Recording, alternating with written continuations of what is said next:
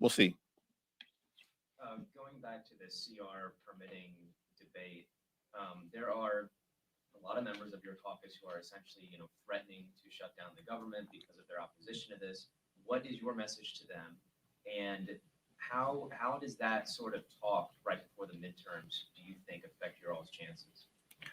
We're going to continue to have family conversations as we've consistently done. Apparently, we weren't going to be able to pass the American Rescue Plan. We did it. We weren't going to be able to deal with infrastructure. We did it.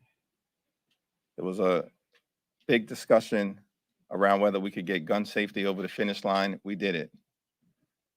What's going to happen? Are you going to be able to get things together with the Competes Act and USICA? We did it, the Chips and Science Act. Well, seems like the whole effort to make a meaningful investment in climate change is going to fall apart. We did it. The Inflation Reduction Act. So, pretty confident that we'll continue to have conversations with each other, articulate a variety of different perspectives, but at the end of the day, what we always do as House Democrats is arrive at the highest common denominator.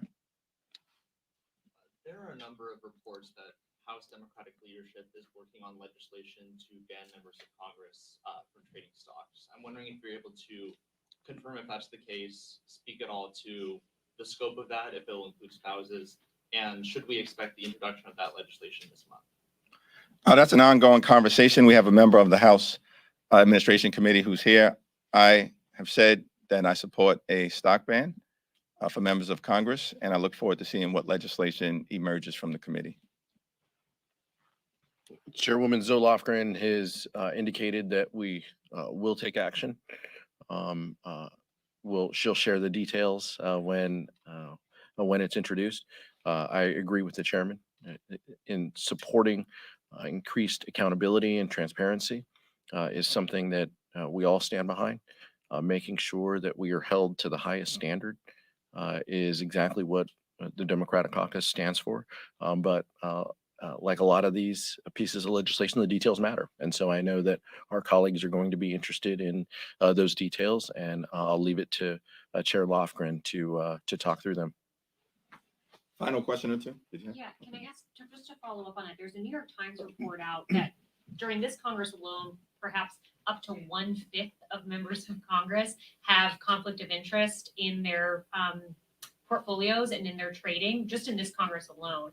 So your reaction to that, is there an urgency to do stock trading if we're seeing up to, more than 100 members of this Congress potentially trading stocks that are in a conflict of interest?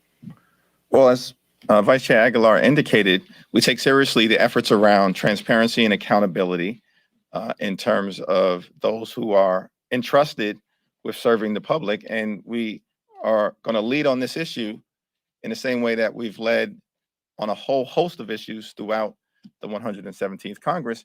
And I think we all look forward to seeing the legislation that Chair Lofgren puts forward sometime soon, as she has herself indicated. Chairman Jeffries, thank you. Democrats used to use the terminology safe, legal, and rare when it came to abortions, and now Republicans have sort of seized on the idea that Democrats support abortion up until the moment of birth.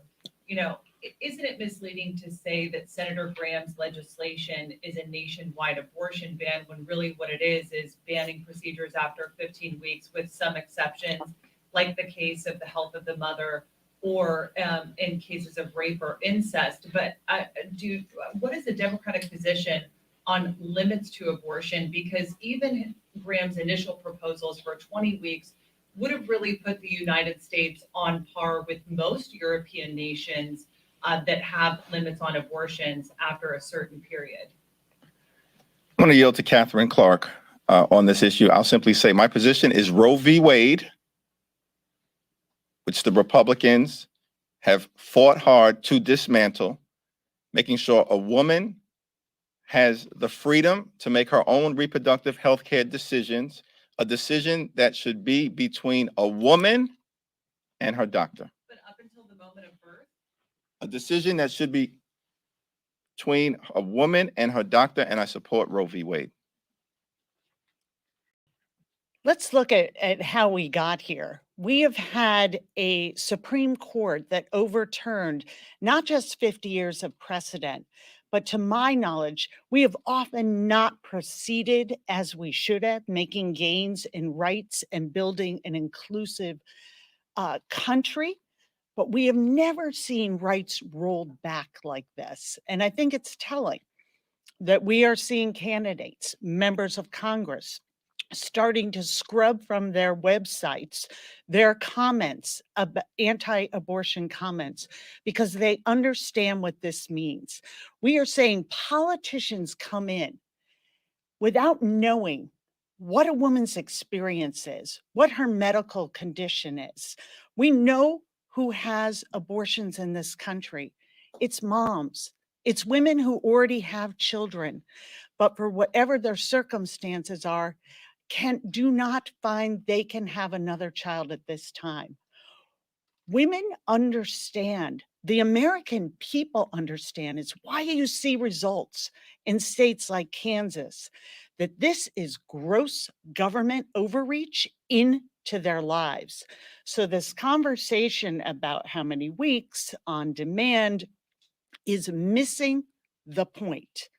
The point is these decisions should be made between a woman, her family, her doctor, in accordance with her faith. And when we have these bans on states, we are denying access to fundamental health care. We are moving towards criminalizing, and we're already seeing women's health care decisions and the doctors that provide that care for them.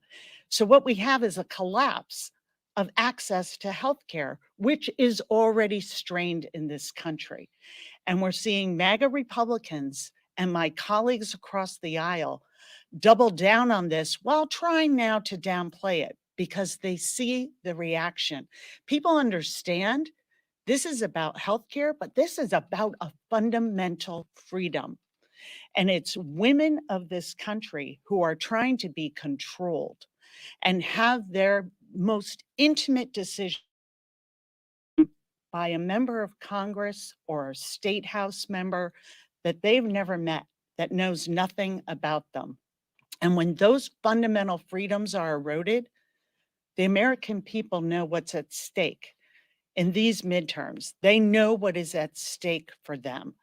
And that is why we are seeing these special elections. That is why we are seeing this demand, why we are seeing women registering in record numbers. Everything is on the line in November for women and families in this country, from their economic viability, seeing those kitchen table issues, to their fundamental freedoms. We have an expression in Brooklyn when someone's trying to play a shell game, it's you ain't slick. What is happening right now is that extreme MAGA Republicans, as Catherine has so eloquently laid out, are trying to play a shell game with the American people. Our position is very clear. We support Roe v. Wade. We support the Women's Health Protection Act. Read the bill, Republicans, if you're unclear on our position. We all voted for it. That's our position. But their position is a nationwide ban. Their position is to criminalize abortion care. Their position is government mandated pregnancies. But they ain't slick. We are going to lay out their position and the contrast. Women's Health Protection Act. For all the reasons that Assistant Speaker Catherine Clark laid out. And they're running scared. Running scared because of Kansas, running scared because of New York, running scared because of Alaska, where Sarah Palin went down to bitter defeat. They're running scared. They're not measuring the drapes anymore because the positions of extreme MAGA Republicans on the economy, on democracy, on reproductive freedom, on Social Security, on Medicare, on a whole host of issues has been exposed, and the American people do not like what they see. Thank you.